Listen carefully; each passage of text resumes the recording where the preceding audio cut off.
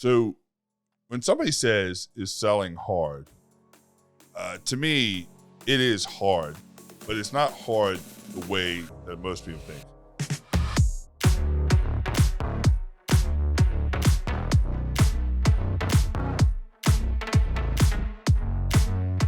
What makes selling hard, makes being a sales professional hard, is the psychological hard. It's psychologically numbing. It's psychological warfare, because if you're the best salesperson in the world selling new homes, maybe you sell 3, 4 out of 10, which means you're going to lose 6 out of 10.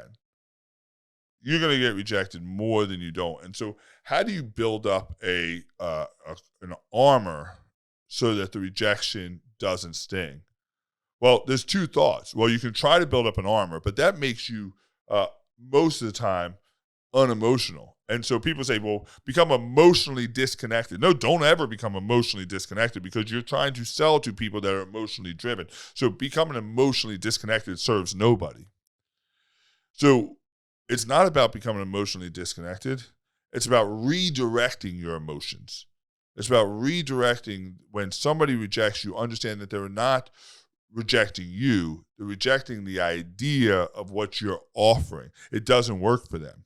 It doesn't work for them. And you should do everything in your power to try to convince them and persuade them that it can work for them. It will work for them. But at some point, if it doesn't work, it doesn't work. And so to me, it's about redirecting that emotion. I want to feel the emotions I want to feel. I get disappointed every time a buyer, even in my industry now, right? Every time a builder or a non-builder or a client decides not to go to work with Cannonball Moments and chooses my competitor, it still stings.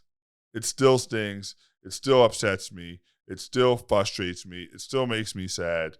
All of those emotions. And I'm glad, because the minute I no longer care and I become emotionally disconnected to whether somebody wants to do business with us or not, is the minute I sell this company or pack or shut the doors. Because I want people to choose us. And I want people to choose us because I believe in the very mission we're doing. This is not a business for me to make money. This is a business for me to have contribution. And so if you're selling new homes or whatever you're selling, don't become emotionally disconnected.